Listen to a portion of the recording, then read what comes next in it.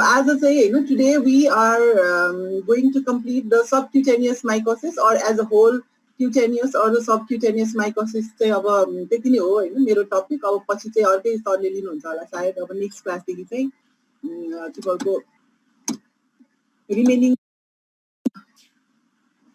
Remaining क्लासेसहरु चाहिँ अब अरुले फ्याकल्टीले दिन्छ अब मेरोमा चाहिँ माइकोसिस परेको थियो हैन so today we this mycosis will be complete and त्यसमा पनि अब today we are not going to talk about a specific disease हैन एउटा मात्रै specific disease अथवा एउटा causative agent बारेमा चाहिँ we are not going to discuss about that.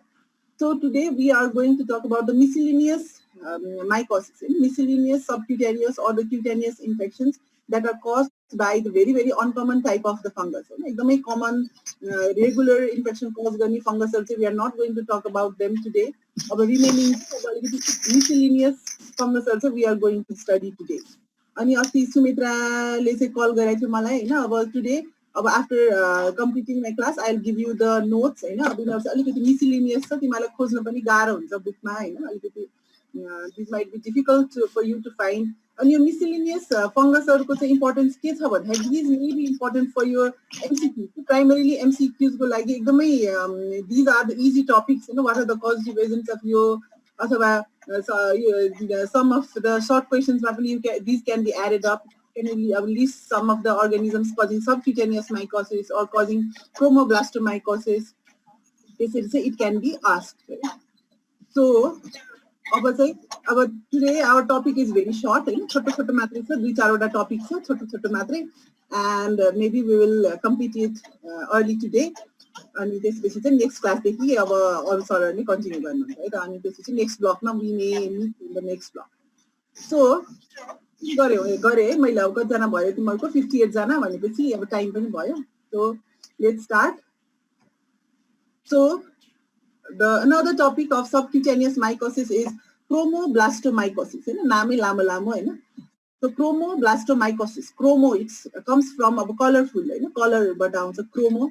So chromoblastomycosis or simply in short you can call it chromomycosis but these are not synonyms. Chromoblastomycosis it involves subcutaneous tissues as well. त्यही भएर chromoblastomycosis भनेर चाहिँ अलिकति लामो नाम राखेको छ हैन. Chromomycosis it is the infection that is caused by these fungi. Any part ma janera pani if it causes the infection it is known as chromomycosis. Chromoblastomycosis it causes the infection of the cutaneous as well as the subcutaneous infection. Yes, another term is this is the commonly used term varicose dermatitis. Varicose dermatitis it causes the warty type of lesion. यसमा चाहिँ characteristic भनेको chromoblastomycosis को the characteristic feature is the varicose type of infection, warty type of infection that is caused in the cutaneous and the subcutaneous tissues.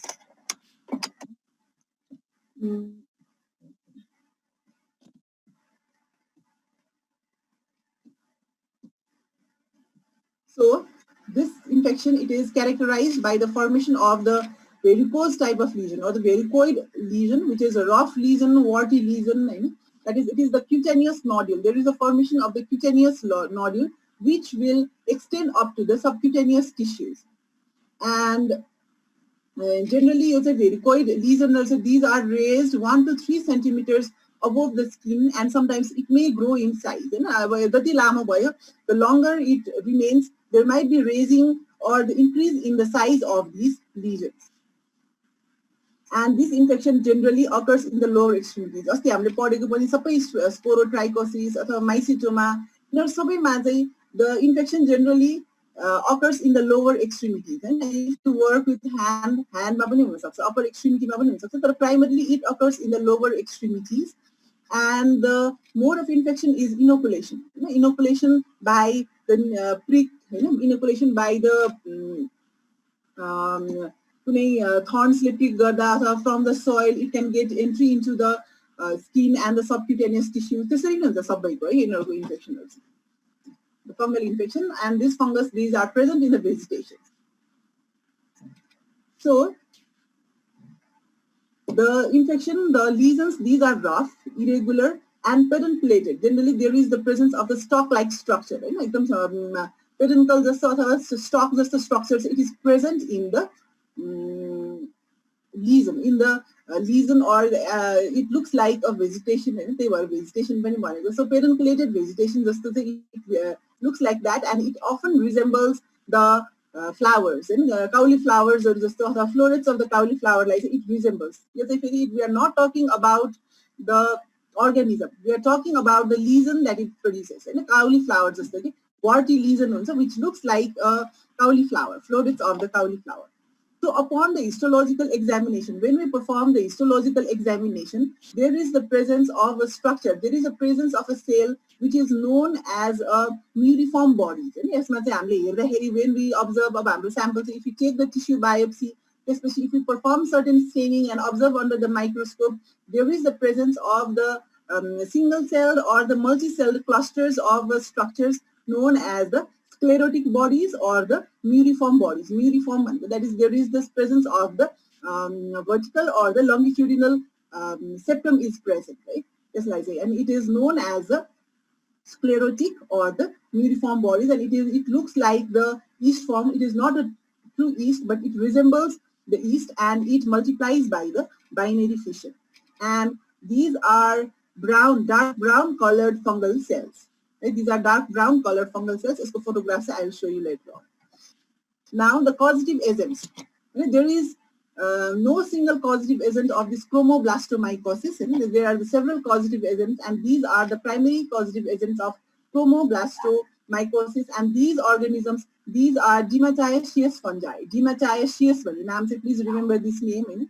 Dematiaceous fungi. But these have the dark colored hypha, brown or the haline also, that is, it is colorless. In most of the fungus, the hypha, these are haline, which are colorless. But in the Dematiaceous fungi, the hypha or the mycelium, these are colorful. These are dark brown or black in color. Right? These are named as Dematiaceous fungi. And remember, these causative agents, though they have the different name, they have the different name, but these are responsible for causing a single disease, that is chromoblastomycosis. And clinical features of this disease, it is quite similar, and the appearance in the tissues is also similar. That is, there is the presence of the sclerotic bodies in all of these cases. And the difference we can differentiate between these organisms only by the culture. Culture we can differentiate between these structures. And how is the conidia formed, whether it is formed in the conidia or directly it occurs from the hypha. We can differentiate the pattern of the conidia formation. We can differentiate between these organisms, and that you do not require, because it is quite tough, and it is difficult to study as well. So detail matter we don't require, but we need to know the names of these organisms. So the causative organisms are Fonseca, Pedroici, Phyllophora, Aurochomyces compacta, Fonseca compacta, Pedroici. These are common. Cladosporium, Rhinocladiella. These are the causative agents. Definitely, it is difficult, but you have to study. For exam point of view, but last year, सोध्नु भएको थियो एकदम repeatedly सरले चाहिँ यो question चाहिँ सोधिराख्नु भएको थियो धेरैजनालाई, and there were only few students who could remember the name. So at least तिमीलाई जुन चाहिँ इजी लाग्छ, please remember those names. सबै नै you may not remember, but यो यत्रो धेरै छ, at least इजी खालको चाहिँ please remember those names है त. अब मग नै गर्ने हो, यसलाई बुझेर पढ्छु भन्ने चाहिँ छैन हैन. पजिटिभ एजेन्ट्सको नाम चाहिँ प्लिज अब try to remember those names. Now about the fungus, these are a group of fungus. So we are not going to study individual fungus. Group and remember, these are Dematiaceous fungi. Important feature. These are Dematiaceous fungi, and there is the formation of the sclerotic bodies in the infected tissue matter. There is the presence of the sclerotic tissues. And these are saprophytic, and these are found anywhere. These are found in the soil, in the vegetation, in the woods, paper, rose, these organisms are saprophytic, and these are found over there. So mode of infection, it is the mode of infection is by walking barefooted, barefooted hiँड्ने, and if there is a cut in the leg, the organism it can enter. अथवा if there is a thorn, तिनीहरूले पनि it can cause the infection. So this is about the mode of infection. So these fungi are collectively known as the dematiaceous fungi because of their hypha, which are colorful, or the conidia are also colorful. So when you culture it in the culture media, and after incubation, prolonged incubation, it will give the colorful type of, or a dark colored type of the colonies.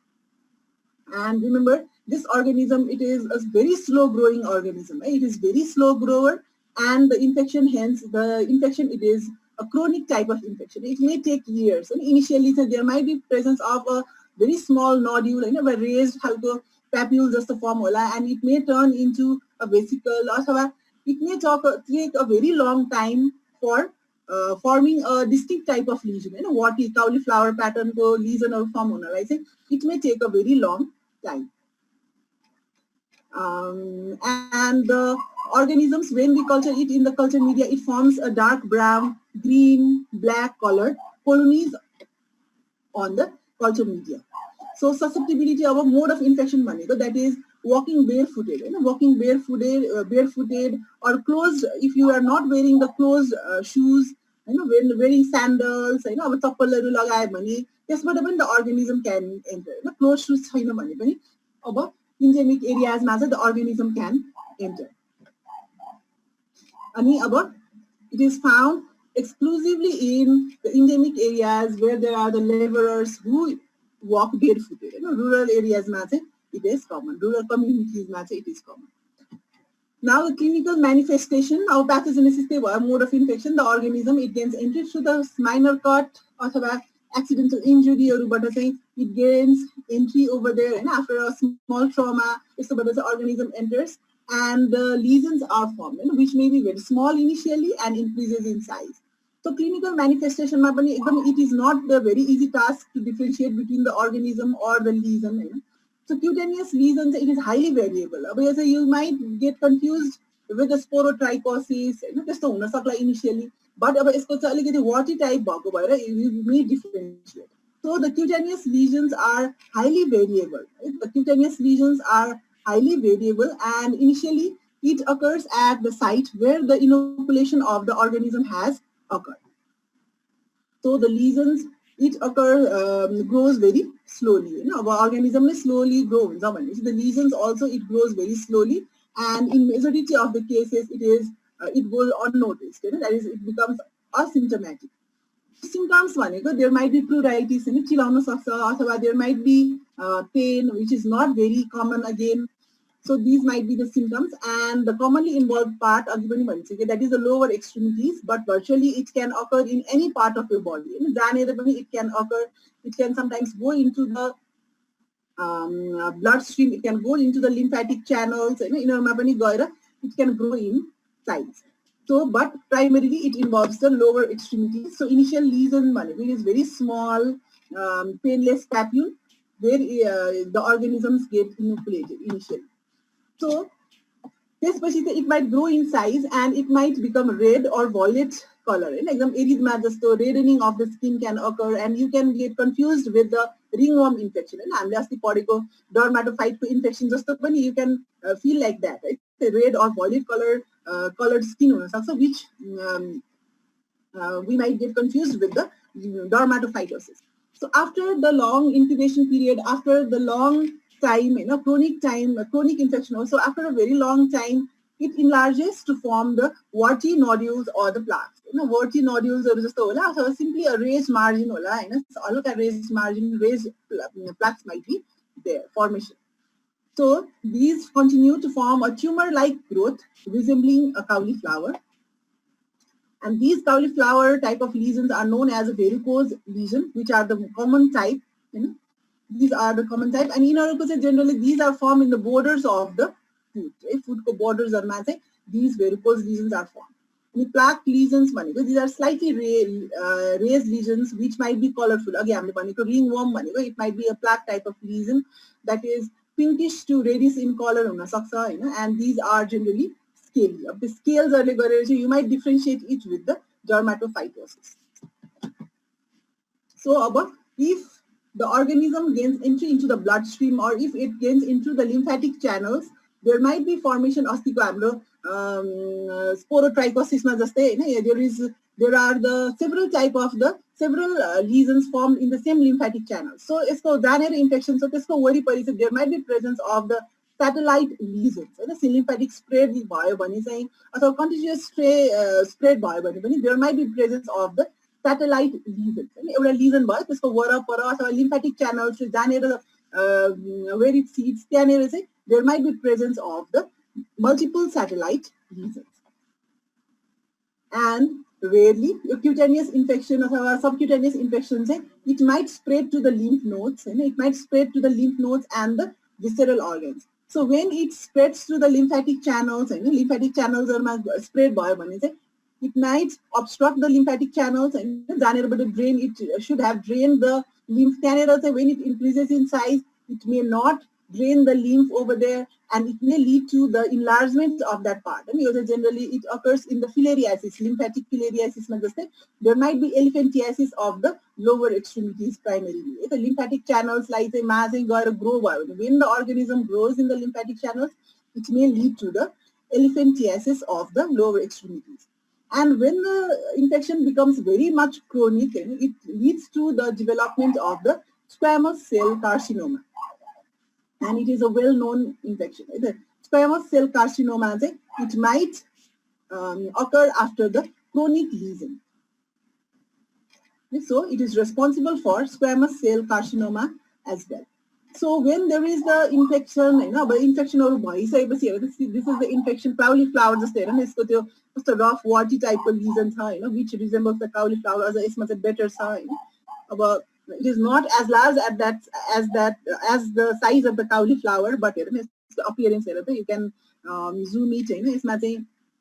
It looks like the florets of the cauliflower. And you say about chronic infection, it might be secondarily infected with the bacteria. It's the rough surface which is very unclean. Sometimes the bacteria such as staphylococcus, streptococcus, they can cause the secondary infection. And secondary infection, these infections might be very painful. And the pus might be discharged. Otherwise, your pus these are generally the dry type of infection. But these fungal infections may be secondarily infected with the bacteria. And remember, the organism ko hypha, so a prolonged infection, it might be colorful. It's like a dark color coat. So this is the chromoblastomycosis. Now the lab diagnosis of chromoblastomycosis. But you don't have to differentiate between the organisms. Organism Fonsekia, Cytosporium. So you may not differentiate between the organism. Simply as we have to remember to write or we have to remember the sclerotic bodies or the muriform bodies. So our sample that is the scrapping. Scrapping or samples we have to take the scrappings in a sample. We have to scrap the lesions with the scalpel blunts in we have to take the scrappings of these lesions of our biopsy.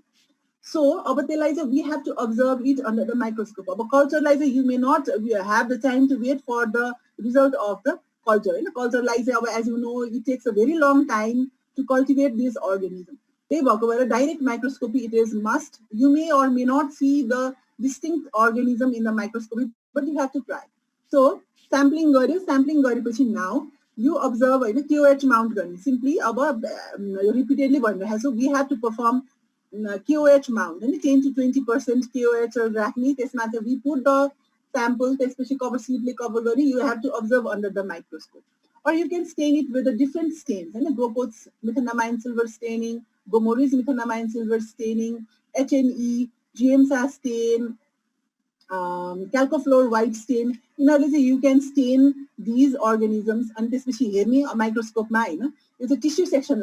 We are not talking about the after the culture. Before culture, and you can look for you have to look for the presence of the muriform cells, muriform bodies or the sclerotic bodies. We have to look for them. Until it is also known as the copper पेनिज पनि भन्छ है त्यसलाई चाहिँ, त्यसको नाम राखेको मात्रै sclerotic बडिजको हैन, because it looks like this हैन, एकदम अलि ब्राउनिश कलरको हुन्छ and it has a thick cell wall, अनि त्यसमा चाहिँ बिचमा there is the presence of the septum. यही सेप्टमले गरेर चाहिँ यु मे डिफ्रेन्सिएट होइन, एउटा एउटा यस्तो खालको लङ्गिट्युडिनल, अर्को भर्टिकल पनि देख्न सक्छ कि यस्तो खालको, यसमा त अब दुवै छ है। So these septums are the characteristics of this sclerotic bodies, and these are also known as the copper pennies, अलिकति गोलो गोलो ढ्याप्प भएको भएर, and the color हैन यसले गरेर चाहिँ these are known as the copper pennies or the sclerotic bodies, अनि यो चाहिँ these are important for your MCQs है त। यो copper pennies चाहिँ कुन चाहिँ organism कुन चाहिँ इन्फेक्सनमा देखिन्छ भनेर चाहिँ, in which of the following infections are these copper pennies or the sclerotic bodies or the neuriform bodies are seen भन्दा it is the chromoblastomycosis. So there is the presence of the longitudinal and the transverse septum हैन, अनि त्यसमा चाहिँ the size of these structures are 5 to 13 micrometer. These are not the yeast हैन, in 5 to 13 micrometer को size हुन्छ, and these might be present single, in pairs, clusters मा चाहिँ you can see these. So यसलाई चाहिँ अब HNE stain गरेपछि चाहिँ these are seen. Now the lab diagnosis. So lab diagnosis, it is important for the differentiation of the organisms. The organism हामीले differentiate गर्न सक्दैनौँ. So we have to differentiate between the species, or the genus level मा चाहिँ differentiate गर्नको लागि चाहिँ we have to perform the culture. So अब के गर्ने त culture गर्दा चाहिँ we have to take the sample हैन, we have to take the sample and we have to incubate it at the room temperature. यसलाई चाहिँ हामीले 37 degree मा भन्दा पनि we have to incubate it at the room temperature, because primarily यसले चाहिँ it causes the infection of the cutaneous tissues हैन। अब हाम्रो room temperature body temperature को जस्तो high temperature हुँदैन, and we have to incubate it at the room temperature, अनि it takes a very long time, that is in weeks, about a month. It will take about a month or more than a month. So it is a slow grower. Because it is a slow grower, so it will take about a month to form the visible colony. Colony pani aba it depends upon the genus and it depends upon the organism, and it varies greatly in morphology. Every organism le pani different type of colonies may be formed. Initially it may be white in color, which may be form the pigment later on, because it is a dematiaceous fungi, and this is brown color ko huna sakcha, पछि olive color ko हैन, त्यसरी चाहिँ it depends upon the organism. So obviously you have to अब यसलाई धेरै practice चाहिन्छ for the differentiation. So it can be identified. तिमीलाई लेख्नको लागि चाहिँ since it is a dematiaceous fungi, it forms a colorful, it gives a pigmentation in the culture media. So अब यतिकै लेख्ने, it can be identified by the colony morphology, by the sporulation, how the conidia are arranged हैन, अनि त्यसरी चाहिँ what are the types of the conidiogenous cells, त्यसरी चाहिँ you can differentiate by the culture. अब यसको Ponsiki ko यस्तो खालको छ, this is a hypha हैन, this is a hypha बाट चाहिँ arises the structure known as a conidiophore. Hypha बाट conidia structure लाई चाहिँ it has a long conidiophore, and यसमा चाहिँ यस्तो flowery pattern को conidia हैन, arrangements चाहिँ flowery छ. But see here, this is a Phyllophora. Phyllophora मा the conidiophore it is short, हैन, यसमा हेर त, the conidiophore is long, यसमा the conidiophore is short, and this is known as a phyllide. Phyllide बाट चाहिँ arise गरेको, this is a conidia. यसको arrangement कस्तो छ, यसको arrangement कस्तो छ. So you don't have to remember all of these, हैन, यसको conidia यस्तो छ, the conidia of Phyllophora is arranged like this. You don't have to draw the structure of the Phyllophora or the Ponsiki, but simply remember that there is a difference between the arrangement. It can be identified by the colony morphology, color of the colony, morphology of the colony, how the sporulation occurs, how the conidia are arranged, whether there is the presence of the short conidiophore or a long conidiophore. It can be identified. So this is about chromoblastomycosis. Now another topic, rhinosporidiosis. Rhinosporidiosis in a naam hai rata, rhino. Rhino comes from nose, rhino otorhinolaryngology. The rhino is because this organism, it causes the infection of the nose. Primarily it causes infection of the nose. They talk about rhinosporidiosis. Again, it is a chronic infection, chronic granulomatous infection like the others. chronic granulomatous infection, and there is the production of the large polyp. There is a large polyp formation inside the nose, the tumor-like structure that is formed inside the nose. As a papilloma or wart-like lesion, there's a difference in the. So there is the presence of the large structures. So large polyps, tumors or papillomas, wart-like lesions are formed, and it is due to the hyperplasia of the nasal mucosa. Nasal mucosa, as it grows, increases in number, it increases in size, and especially wart-like lesions are formed. And यो चाहिँ अब granulomatous infection हो, and this is a polyp-like tumor-like lesions are formed, and generally it is painless infection. It is a painless mucocutaneous infection. Organism is Rhinosporidium. अब यो त सजिलो छ तिमीलाई हैन सम्झिनलाई. Rhinosporidiosis is caused by Rhinosporidium sebarii. Rhinosporidium sebarii ले चाहिँ it causes rhinosporidiosis. Sites where this rhinosporidiosis is formed is nasal, nose, oral cavity, soft palatarma, epiglottisma. It causes infection of the conjunctiva as well. And this organism, it is not possible to isolate. It has not been possible to culture it in the culture media. Rhinosporidium, like colorful colonies, please don't write, lab diagnosis, but it is not, it cannot be isolated in the culture media, and it is the obligatory parasitic fungus. It is a saprophytic form, it cannot be found, and it is the obligatory parasitic fungus. It is a parasite of the plant as well, and it is the unclassified fungus. It has not been classified because of culture media culture garipo, we can differentiate it. So it has been unclassified yet, and tissue culture matter, it has been grown in the tissue culture. So it has been found in the areas near the swamps, near the ponds, near the lakes, ocean, or the this organism is found.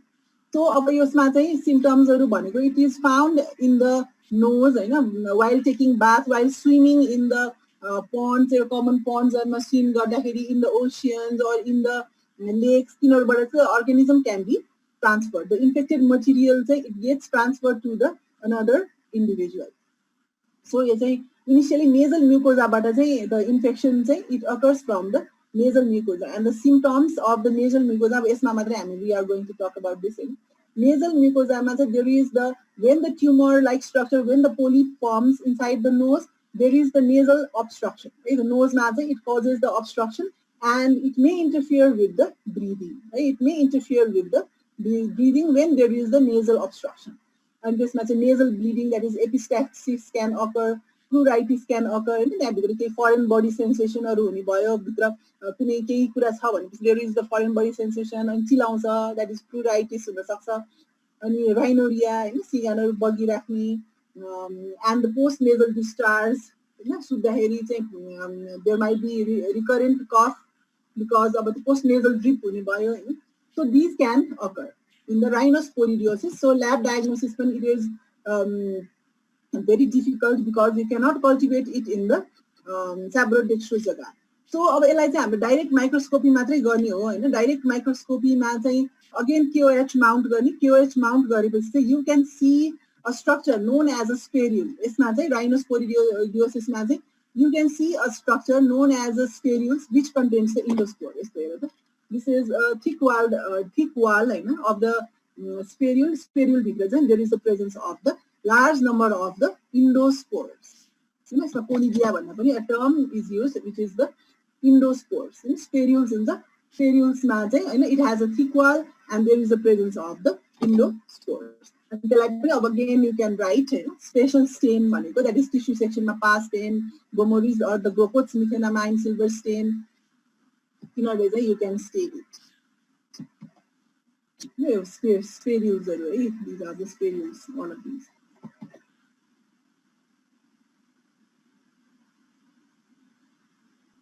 Sunila, yes, ma'am. Sorry, ma'am.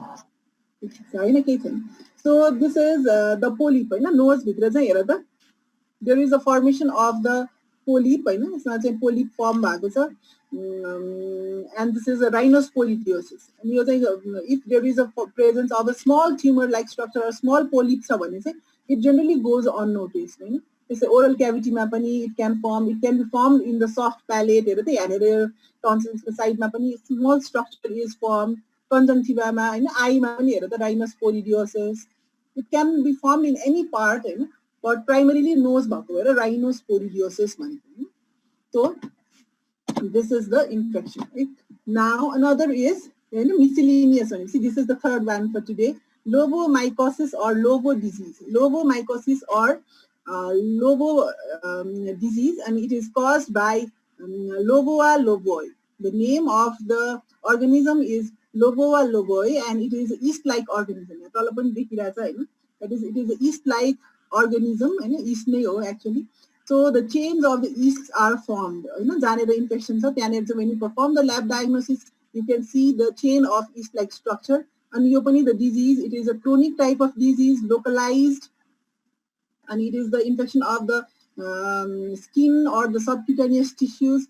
And there is a formation of the varicose type of infection, nodular infection. This reason these might be present. Lobomycosis, it is infection, and just know the name. It is limited to the localized infection or actually of the skin and the subcutaneous tissue.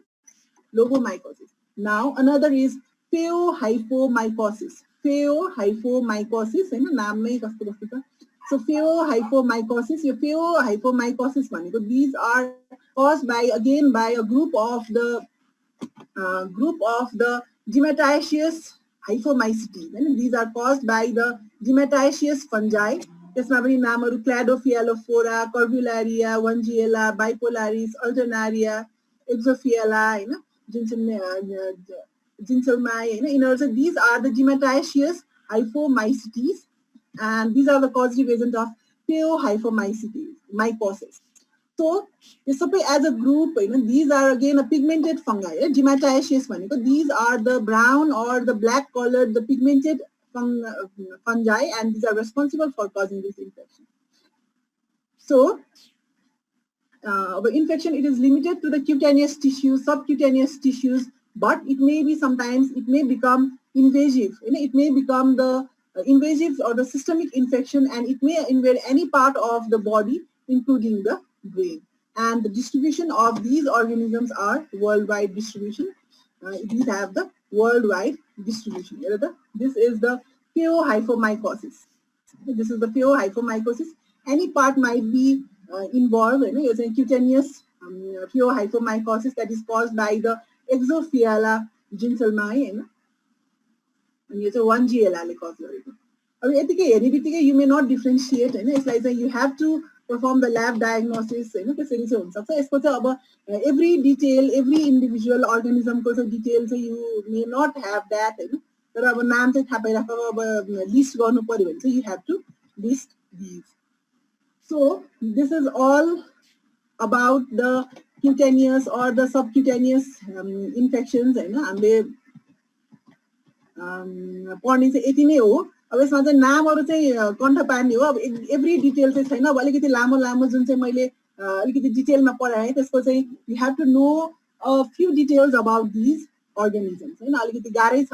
I know that. हैन, अरु bacterial infections भन्दा चाहिँ fungal infections हरु, these are difficult. अनि fungal infection भन्नेबित्तिकै please don't write about the blood agar unless it is yeast. हैन, yeast हैन भने चाहिँ blood agar, chocolate agarमा चाहिँ we do not cultivate it. Sabrodextrose agar लेख्न सम्झ. You have to look for the presence of the conidia, arrangement of the conidia, KOH mount लेख्ने. त्यसो गर्यो भने पनि अलिकति दिमागमा के राख्नु पर्यो भने when you are asked to write about the bacteria, bacteria पनि कुनै cultivable नहोला, so you can write about the culture media.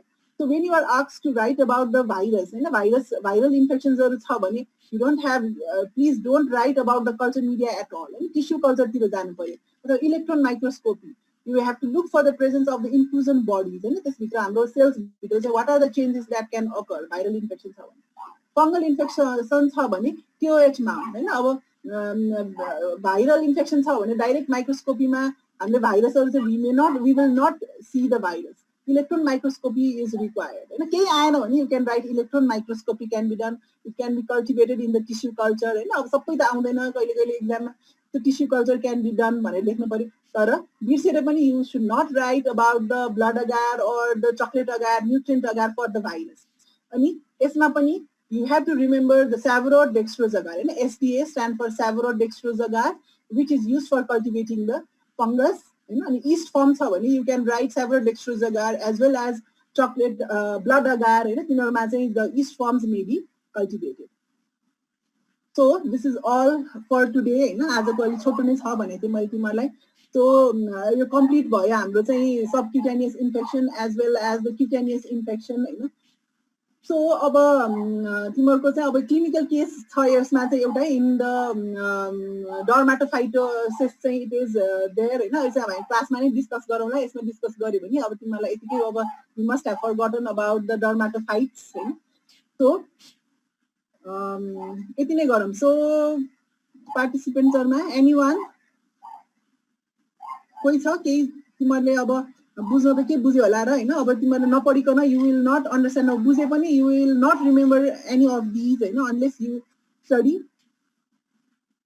केही छैन भने चाहिँ we will say bye bye अनि we will meet in the next block पढे पनि याद हुन्न म्याम हजुर पढेर पनि याद हुन्न म्याम ल ल को अनमोल बोलिरा हो ल ठीक छ केही छैन अनमोल अब पढ्नै पर्यो नि हैन जसरी धेरैचोटि पढ्नु पर्यो पढेपछि त डेफिनेटली आइहाल्छ हामीलाई नै अब अहिले जति बेला पढाए त्यति बेला मात्रै याद भइसक्यो त्यस्तै हो अब तिमीहरुको त अब ड्युटी नै हो पढ्नै पर्यो हैन एक्जाम तिमीहरुलाई पास हुनु पर्यो पढ है त अनमोल अझै फेरि एक्सक्युज मी म्याम हजुर जुनु भन यो डाइमोर्फिक जति सबैको के रे डाइमोर्फिक जति सबै फंगाइमा चाहिँ डेफिनेटिभ आइडेन्टिफिकेसनको लागि चाहिँ conversion of yeast to mycelium और भाइस वर्सा लेख्न मिल्छ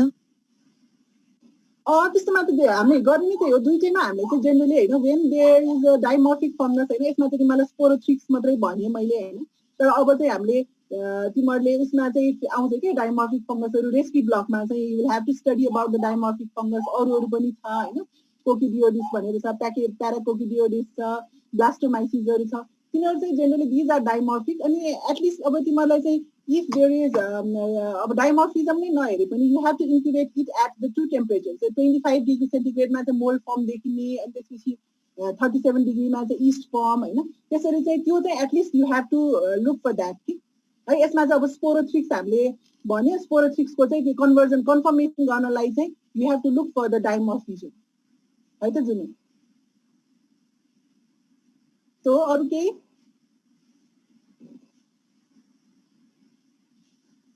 ल म त्यसो भए अब तिमीहरुलाई इमेल गर्दिन्छु एकछिनमा सुमित्रालाई इमेल गर्दिन्छु उसको इमेल एड्रेस छ मसँग हैन तिमीहरुको पनि छ एभ्री सबैलाई त गर्दिन म सुमित्राको इमेल एड्रेस पठाछ म उलाई गर्दिन्छु अनि त्यसपछि उले चाहिँ तिमीहरुलाई अब तिमीहरुको ग्रुपमा राख्छ कि के गर्छ राखिदिन्छ है त मैले चाहिँ नोट्स पठाइदिएछु अब यो स्लाइडहरु त अलि दिन मिल्दैन हैन तिमीहरुलाई यही नै स्लाइड नै हो तर नोट फर्ममा चाहिँ राख्दैछु तिमीहरुले सारे पनि हुन्छ अथवा त्यसैबाट तिमीहरुले ल्यापटपमा पढे पनि हुन्छ हैन वर्डमा पठाइदिएको हो मैले So,